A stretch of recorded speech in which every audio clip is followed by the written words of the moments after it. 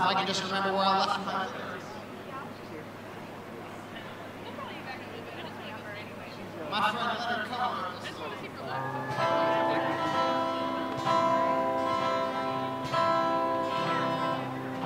I saw Jesus on a cross on a hill called Calvary. Do you hate mankind for what they've done to you? He said, speak of love, not hate. You know the hour's getting late. I got so little time and I'm only passing through. Passing through. Passing through. Sometimes happy, sometimes blue. Glad that I ran into you. Tell the people that you saw me passing through. I saw Adam leave the garden with an apple in his hand. I said, now you're out, what are you gonna do? He said, plant some crops and pray for rain. Maybe we'll raise a little Cain. I'm an orphan now, and I'm only passing through. Passing through. Passing through. Sometimes happy, sometimes blue. Glad that I ran into you. Tell the people that you saw me passing through.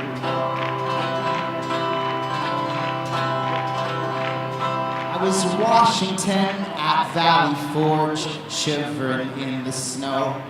I said, how come the men suffer like they do?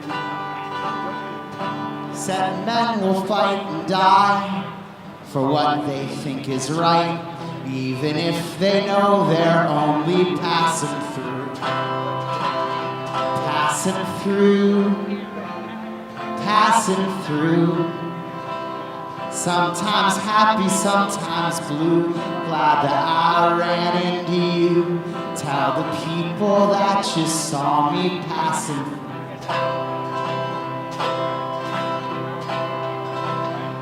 I was at Franklin Roosevelt's side the night before he died.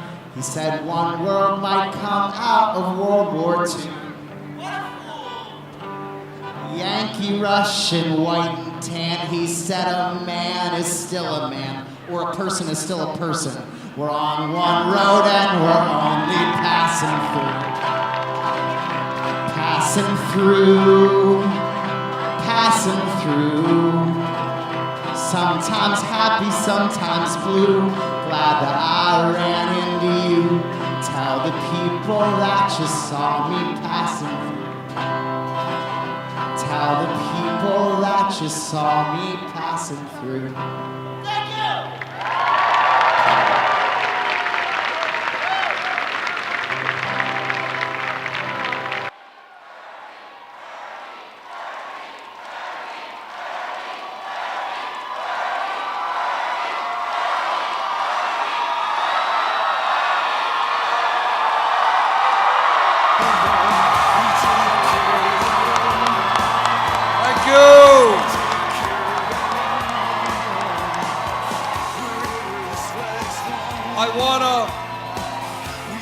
We've done a whole lot of rallies all over the country. This is the first one that Senator Merkley has been at. And I want to thank Senator Merkley for showing an extraordinary amount of courage.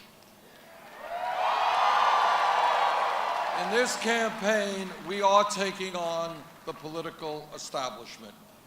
And Senator Merkley is the only member of the United States Senate to stand with me, and I appreciate that very much.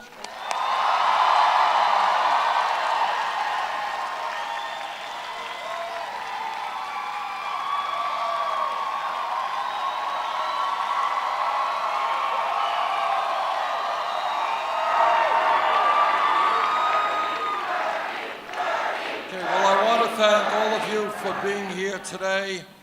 I want to thank the Homeless Gospel Choir, Kevin Latta, Marjorie Kruger, Kendrick Sampson, and Josh Fox. And of course, Senator Jeff Merkley of Oregon for being here today. We got some important things to talk about, and a lot of it has to do with your future. When we began this campaign about a year ago, there was a general feeling that young people and students were not really interested in government, were not interested in politics, but a lot has changed in the last year. And what young people have shown is that they understand that they are the future of our country, and they intend to play an active role in shaping that future.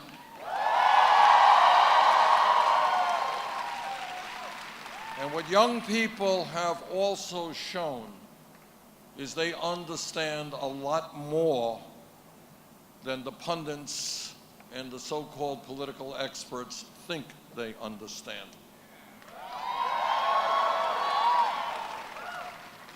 They understand that if we do not transform our economy today, your generation will, for the first time in the modern history of America, have a lower standard of living than your parents. Now, my dad came to this country at the age of 17 with no money. Our family never had any money. But my parents worked hard so that their kids could do better than they. That is called the American dream, and millions of families have accomplished that. And that's what the American dream is. The American dream is, I work hard, my kids can do better than me. Together, you and I and millions of other Americans will not allow that American dream to die.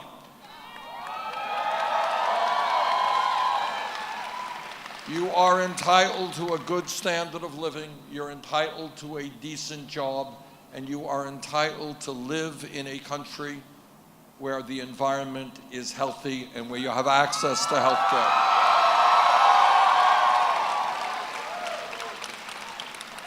And here is something else that young people throughout this country have told me. They have said, how does it happen that when we do what our parents tell us to do, what our teachers tell us to do, what our community tells us to do, and that is go out to great universities like this one, get a good education, why is it that we end up $30,000, $50,000, $70,000 in debt? Now, I have talked to young people all over this country. Talked to a woman in my own city. Her dream was to become a medical doctor. She did it. She's practicing medicine today, $300,000 in debt. Talked to another woman in Iowa. We need dentists in this country. Major shortage of dentists. Graduated dental school, $400,000 in debt. Talked to a young man in Iowa, dropped out of college after 2 years, $60,000 in debt. Talked to a mother in New Hampshire who today is paying off her student debt as well as her daughter's student debt. Talked to a guy in Nevada. He's been paying off his student debt for 25 years, is more in debt today than he was when he took that debt out. We can do better as a country.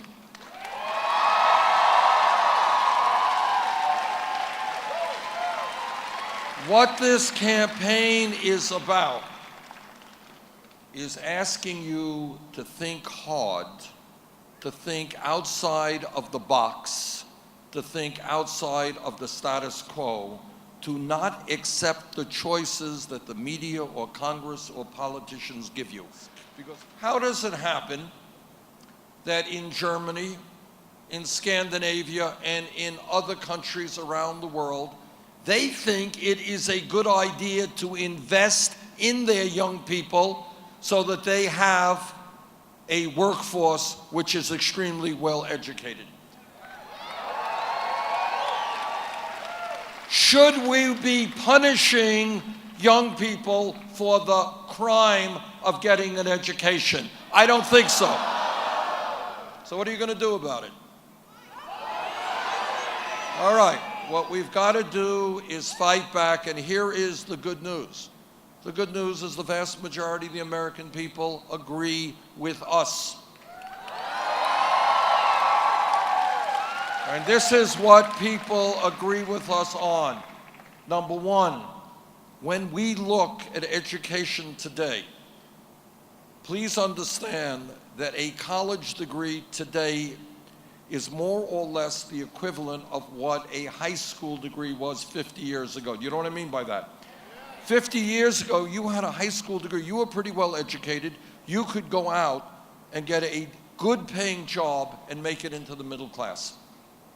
Today, in many respects, that's what a college degree is about. So number one, when we talk about public education, it's not good enough just to talk about first grade through 12th grade. What we have got to talk about is making public colleges and universities tuition free.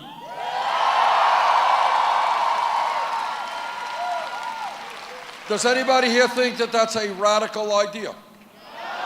It is not a radical idea. It is a common sense idea. Why is it common sense?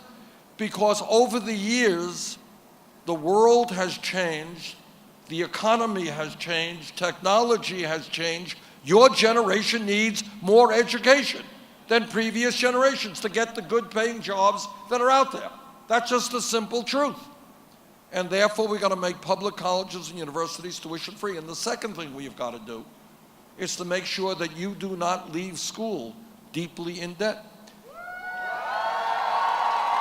Because if you leave school deeply in debt, what it means, you're going to be paying, depending on your debt, depending on your job, a significant percentage of your income in student debt, paying off that debt.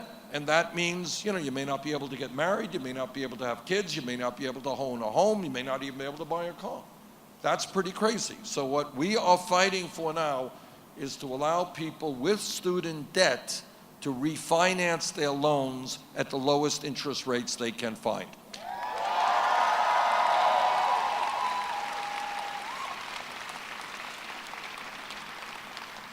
Now, the reason that this campaign is doing well and why we have won 16 states so far, and why, with your help, we're going to win here in Pennsylvania tomorrow. The reason is that we are doing something very unusual in contemporary politics, and that is we are telling the truth. That's right. Truth is a funny thing. Truth is not always easy to deal with in our personal lives or in our political lives. And there's a mechanism that we all have that kind of doesn't want to always deal with truth. We kind of want to push it aside. But the truth is that either in our personal lives or in our political lives, we do not go forward unless we confront the reality that we face. You can run away from it, but at the end of the day, it's going to backfire on you. So what we have to do in this campaign, I'm not here to give you, a song and a dance and to give you poll-tested ideas. I'm here to challenge you to help me to address the major crises that we face as a nation. And I'm sorry to say to the young people, I wish I could say differently, that you have bequeathed a lot of really serious issues. And we're going to have to work through these issues. Can we do it? Of course we can. This country has tremendous intellectual capabilities. We are hardworking people. We can address these issues together. But before we address them, we have to acknowledge their reality. All right? And Senator Merkley of Oregon, who was here a moment ago, touched on some of those issues. All right? All of you read when you were in elementary school and you're in high school, you read about how the United States is one of the leading democracies in the world, right? That's what they were taught. Well, now let me disabuse you and tell you that that very democracy that men and women fought and died to defend is in trouble today. All right? And this is a hard reality. But here is the truth. Today in America, you gotta vote, you gotta vote, you gotta vote. But there are other people in this country who not only have a vote, they're gonna spend hundreds of millions of dollars to elect candidates who represent the wealthy and the powerful. All right, that's not what democracy is about. Democracy is not a hard concept to understand. It means one person, one vote, majority rules. Democracy is not about billionaires buying elections. If everybody here had a vote, but there was one person over there who spent $200 million on the election, that one person would have more influence over what goes on in Pennsylvania than all the rest of the people here combined. And that is not what democracy is supposed to be about. So what we have got to do is a number of things. We got to think it through. How do you create a vibrant democracy? Number one, we overturned this disastrous Citizens United Supreme Court decision.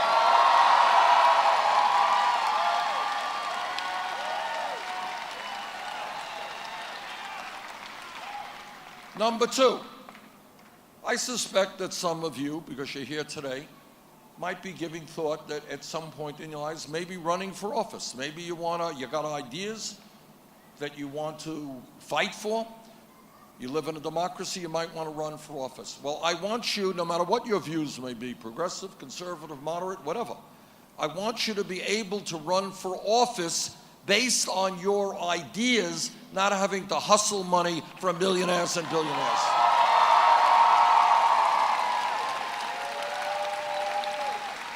Think about a democracy where candidates are not spending half their lives raising money, but are actually communicating with constituents, listening to constituents.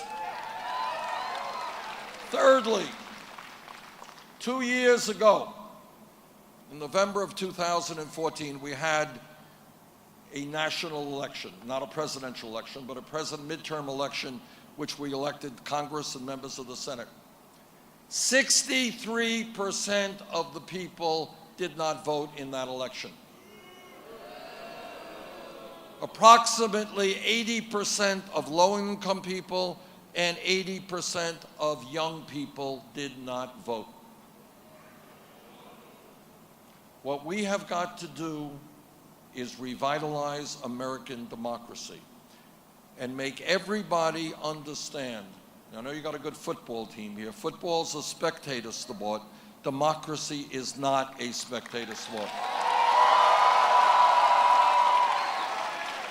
And that means that every person here has got to understand that you are very, very powerful people if you choose to exercise that power.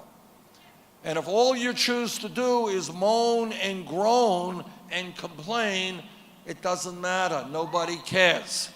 So you got to figure out how you make yourself powerful. And that means, of course, voting in elections, but it means more than that. It means figuring out how you can most effectively fight for your rights.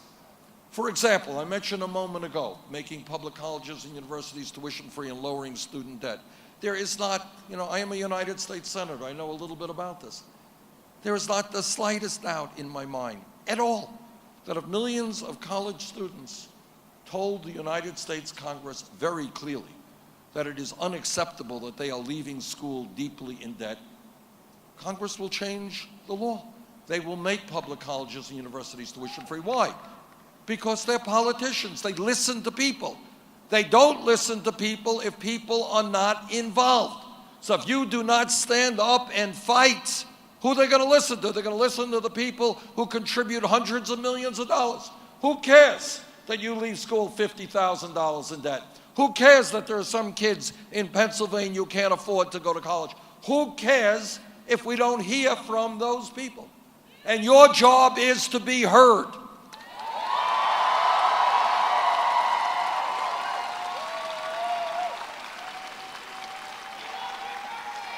No, we love each other. That's what we do.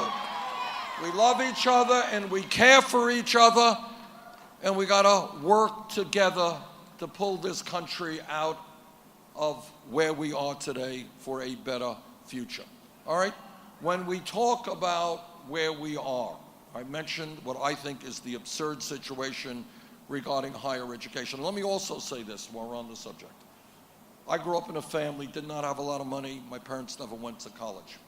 There are kids right here in Pennsylvania, in Pittsburgh, Philly, wherever, whose parents never went to college, who do not in a million years believe that they will ever go to college. It's like going to the moon. It is not in their worldview. Our job is to make sure that every kid in Pennsylvania and America understands that if he or she does well in school, takes school seriously, you know what? They will be able to get a higher education.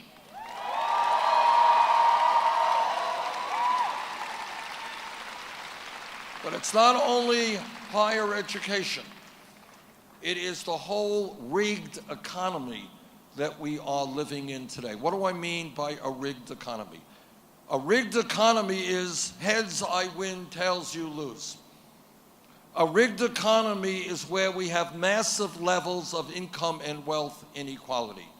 A rigged economy is where today the top 1/10 of 1%, 1/10 of 1% owns almost as much wealth as the bottom 90%. Does that sound like the United States of America? I don't think so. Here's what the rigged economy is about. The rigged economy is about that 40 years ago, one worker in a family could earn enough money working 40 hours a week to provide for his or her family. Today, you need mom working, you need dad working, you need the kids working, and as often as not, they end up in debt. We have got to think that through, why it is. A rigged economy is millions of people in this country working longer hours for lower wages. A rigged economy is when almost all new income and wealth, 58%, goes to the top 1%. You got that? People working really crazy hours. In America, we work the longest hours of any people in the industrialized world, and yet 58% of all new income, over half of income, goes to the top 1%. People on top doing phenomenally well. Everybody else becoming poorer. Now, I see some guys from the CWA. CWA, how are you? And I want to thank these guys. And CWA members all over the East Coast, IBEW members as well. You know what they're doing? They are on strike right now. They're on strike against Verizon. Not easy for them to do. They're not getting their paychecks today. Not easy for them and their families. You know why they are on strike?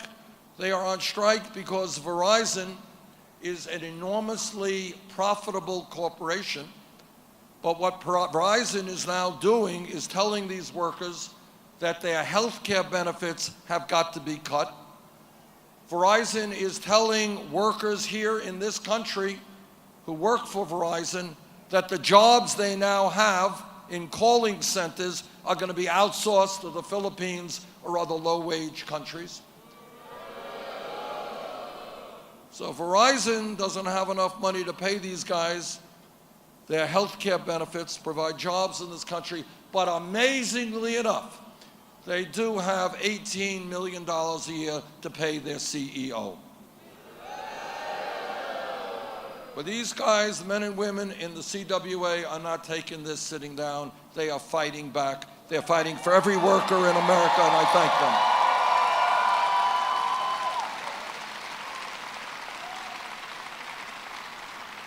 And that's what the American economy is about today. CEOs making 200-300 times more than their workers making. And what the economy is about is a disastrous trade policy.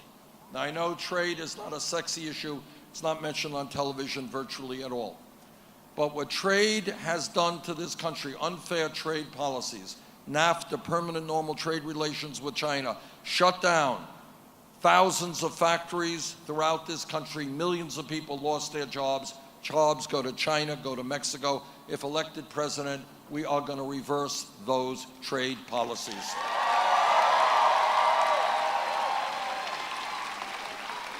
Now, one of the differences of opinion that Secretary Clinton and I have is precisely on trade. She has supported virtually every one of these disastrous trade policies. I have opposed all of them.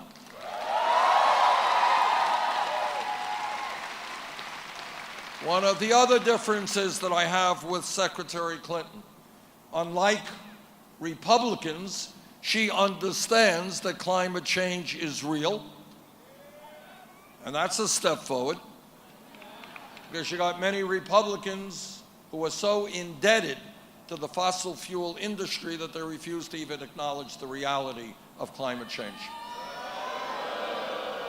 That's right.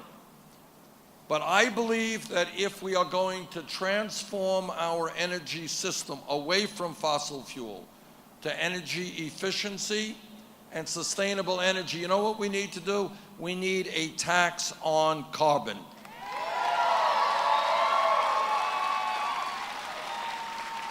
And that is what most environmental economists believe is perhaps the most effective way to bring forth that energy transformation. That is my view. That is not Secretary Clinton's view. Now, there's another area, and I know that it is a controversial area right here in this part of Pennsylvania. I know that, and I know that not everybody is going to agree with me. But I believe that in the future of this country and in this world, one of the great pressing problems will be whether or not we have clean drinking water.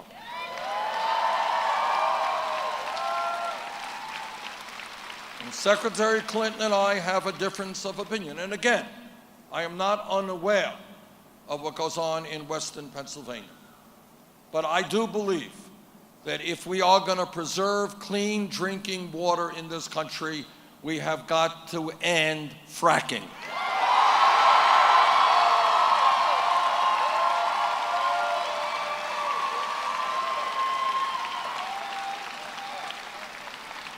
Secretary Clinton disagrees, and Secretary Clinton, when she was Secretary of State, actually strongly pushed fracking technology on countries around the world. Here is another important difference. The federal minimum wage today is $7.25 an hour. That is a starvation wage. Nobody can live on that. Can't live on $8, you can't live on $9. What I have believed from day one in this campaign is we've got to raise the minimum wage to $15 an hour. I have been on the picket lines with workers fighting for a $15 an hour minimum wage. Secretary Clinton's view is that we should raise the minimum wage, but only to $12 an hour. To the seniors and the disabled vets of Pennsylvania, there is another difference between Secretary Clinton and myself. I believe that a great nation is judged not by how many billionaires it has or how many nuclear weapons it has. It is judged by how we treat the weakest and most vulnerable amongst us.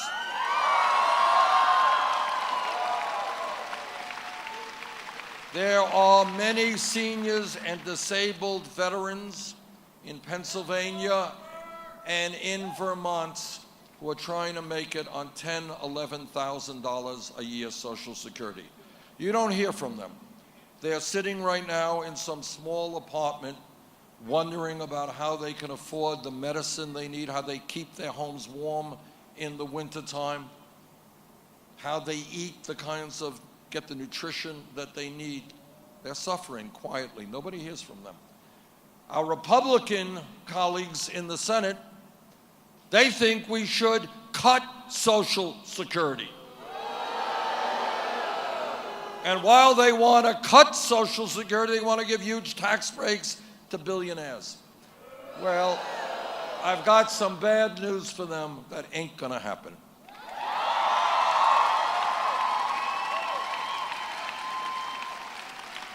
We are not gonna cut Social Security. We are going to expand Social Security. And I have outlined some very specific ideas as to how we expand and extend Social Security, and I continue to challenge Secretary Clinton, support my legislation. Let's make the elderly people in this country know that we are together in expanding Social Security benefits.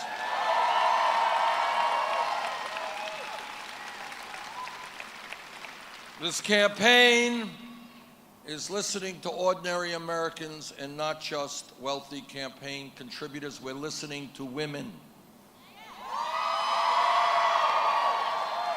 Women are telling me they are tired of earning 79 cents on the dollar compared to men.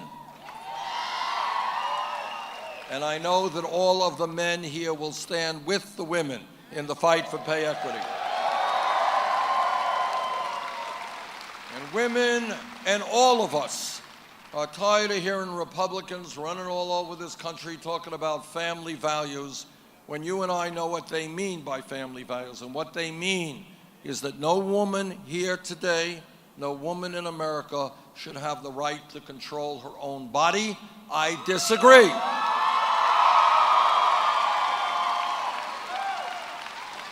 And when Republicans talk about family values, they are also talking about denying our gay brothers and sisters the right to get married. I disagree.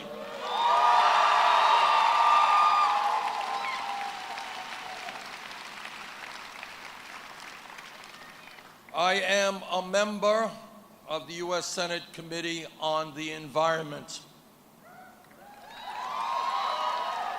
And let me be as straight as I can with you, because I've learned a little bit being on that committee. The debate is over regarding climate change. And it is a very sad state of affairs that you have a major political party called the Republican Party, which in most instances refuse to acknowledge the reality of climate change, or the fact that it's pretty pathetic. You know why it's pathetic? Because you cannot do public policy. You cannot make rational decisions if those decisions are not based on science.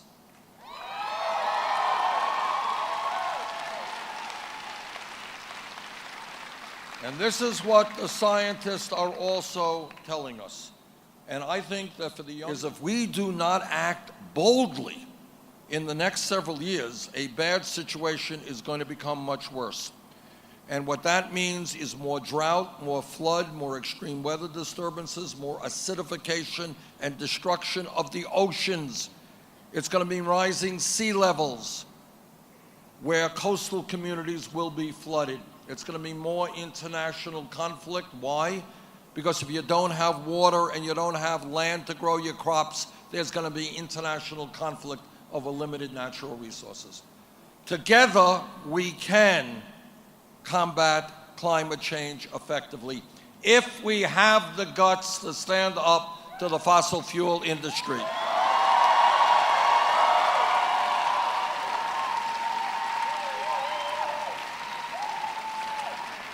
This campaign is listening to our brothers and sisters in the African American community. Now, I want you to know something that you don't see on TV. I've been all over this country. I have been to Flint, Michigan, and talked to parents whose children have suffered brain damage as a result of lead in the water. I've been to Detroit, Michigan, where their public school system is on the verge of a fiscal collapse. I've been to Chicago, where dozens of decent schools have been shut down. I've been to Milwaukee, We have whole parts of that city in extreme poverty. I've been to Baltimore, where tens of thousands of people are addicted to heroin. And I've been to communities where people are paying 40, 50, 60% of their limited incomes for housing. And I've been to communities where the school systems are failing, where poverty rate among children is 30, 40, 50%. And what the African American community is asking me, and they are absolutely right, how is it that we have trillions of dollars to invest in a war in Iraq that we never should have gotten into, and yet we cannot rebuild inner cities in America?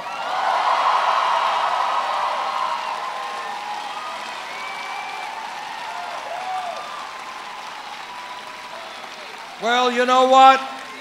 If we have the political will, we can rebuild America.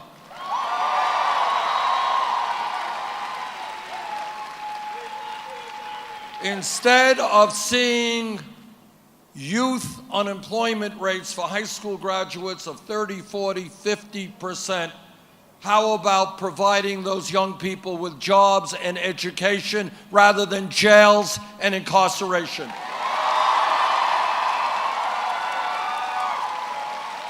How about giving those young men and women the tools to build affordable housing, clean water, clean wastewater plants? Let's rebuild our country, put people to work, rather than have 2.2 million people in jail in America.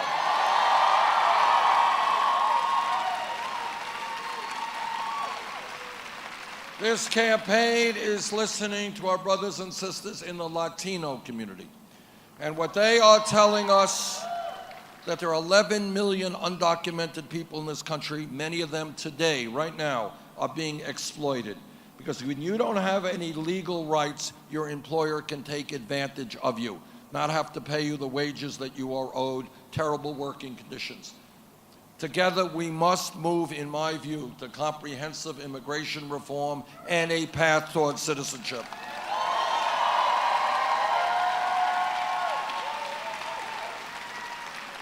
This campaign is listening to a people whose voices very rarely get heard, and that is the Native American community.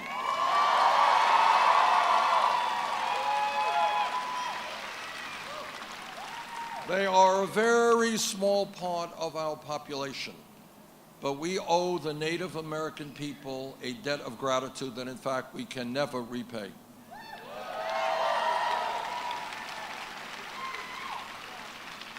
They have taught us so much, and among many other things, what they have taught us is that as human beings, we are part of nature. And we have got to live with nature, and that our species, human beings, will not make it if we continue to destroy nature.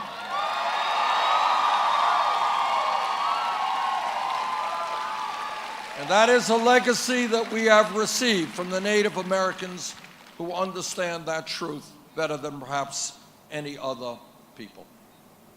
Now, what this campaign is about is asking all of you and every American to think outside of the box and think outside of the status quo, and to ask the questions that the media does not ask, and that most politicians do not ask. Questions like, and I know this seems like a strange question, as human beings, what are our rights? What are we entitled to? It's a hard question. There are people out there, extreme right-wing people like the Koch brothers, who basically believe that government should have a very limited role in our society. They would like to eliminate Social Security, Medicare, Medicaid, federal aid to education. That is their vision. Their vision is, they're upfront about it, is that government should play a very limited role. And if you're a billionaire, that's great. If you don't have any money, tough luck. You are on your own. You don't have any health insurance? Hey, not the government's job, not other people's job to be there for you. That's their view. It's a minority point of view. but it is a point of view that many billionaires have today. Now, I have, needless to say, a very different perspective. I believe that in a democratic, civilized society, we can provide the basic necessities of life that all of our people need.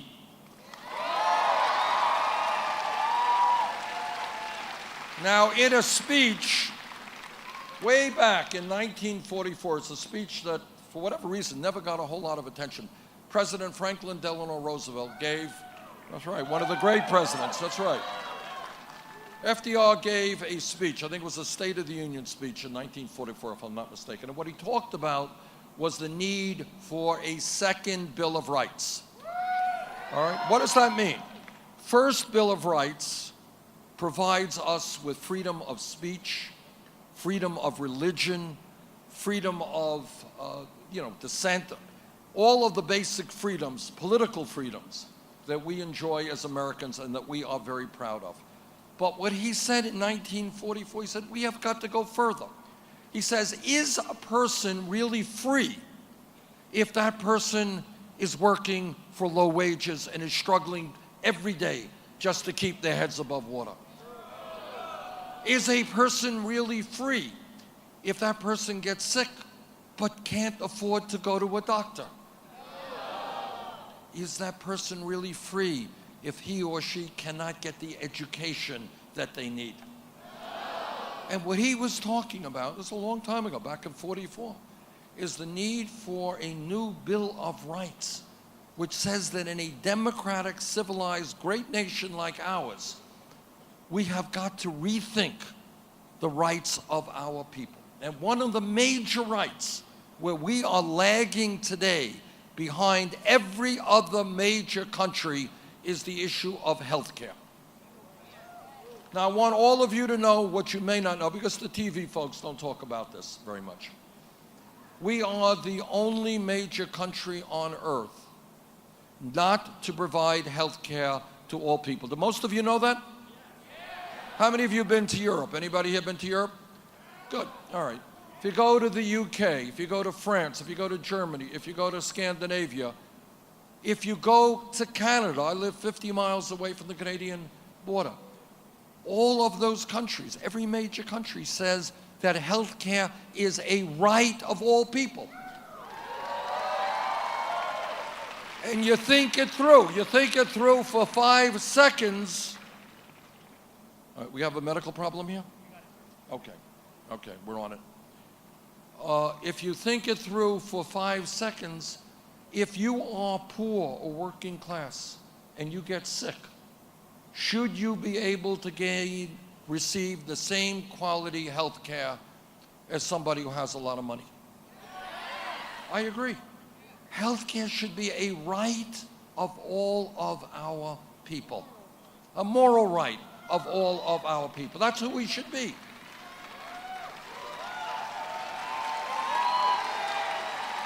Now, what does that mean? Now, I work with President Obama. We passed the Affordable Care Act, and that was a good piece of legislation. It helped a lot of people in this country, but we have got to do more. Today, there are 29 million people with no health insurance. Many of you are underinsured with high deductibles and copayments. And what these guys in the CWA are fighting over right now is whether or not they're going to have decent health care. And that's a fight that's going on all over this country. And yet today, what about the drug companies? They're ripping off every American, charging us the highest prices in the world for prescription drugs. And that is why I believe that when we end up paying much more per capita on health care than any other people in the world, and our outcomes are not better, they're worse in many cases, we need to move toward a Medicare for all health care system.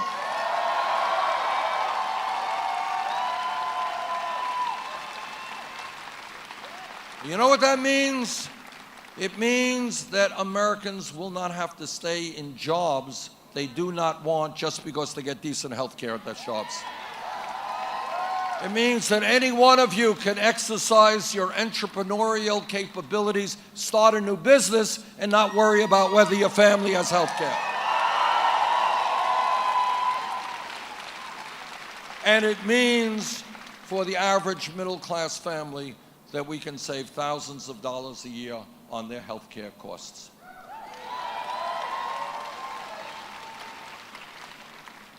All of you know that the history of our country is about change taking place from the bottom on up, never from the top on down. Real change is never given to people. People have got to fight for it.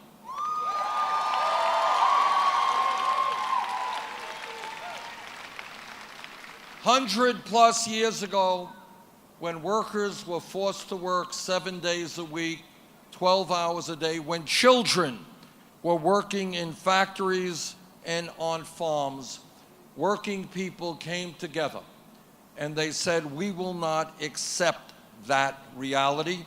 We're human beings, we're not animals, we're not beasts of burden. We're going to form unions and we're going to engage in collective bargaining.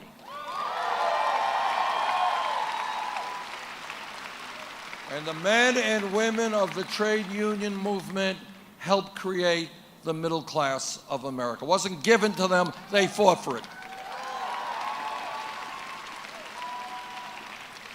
200 years ago, within the abomination of slavery, African Americans and their allies said, we are going to fight for a different America, an America not based on racism, discrimination, segregation, and bigotry.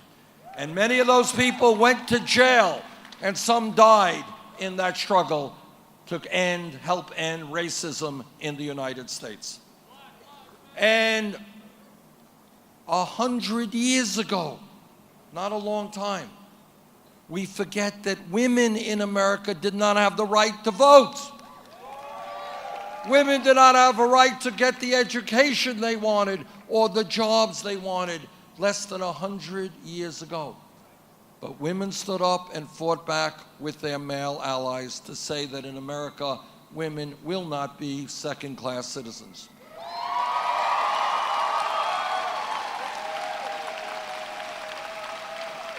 And for a very long time, people in the gay community and their straight allies, they stood up against incredible hatred and hostility, which still exists today if you go to Mississippi and North Carolina and seeing the legislation that those states have just passed. But the gay community and their straight allies said, you know what? In America, people should have the right to love whoever they want, regardless of their gender.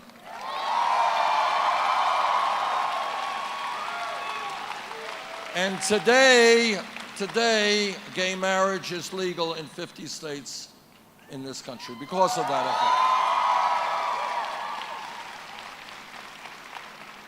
And all across America today, and what this campaign is about, there are people looking at the status quo. They're looking at massive levels of income and wealth inequality, and they are asking, why is it happening that almost all new income and wealth is going to the top 1%? Why is it happening that we are the only major country on earth not to guarantee paid family and medical leave, not to guarantee health care to all people? Why is our infrastructure crumbling? Why are there cities in America where 40 or 50% of the children are living in poverty? Why aren't we doing more to combat climate change? Why are women making 79 cents on the dollar compared to men? Why do we have more people in jail than any other country on earth? These are the questions that people are beginning to ask. And the conclusion that they are reaching is that status quo establishment politics and establishment economics is no longer working for the middle class or working class of this country.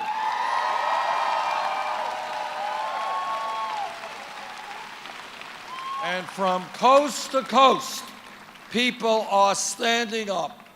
They are fighting back, and they are saying that we need a government which represents all of us, not just wealthy campaign contributors.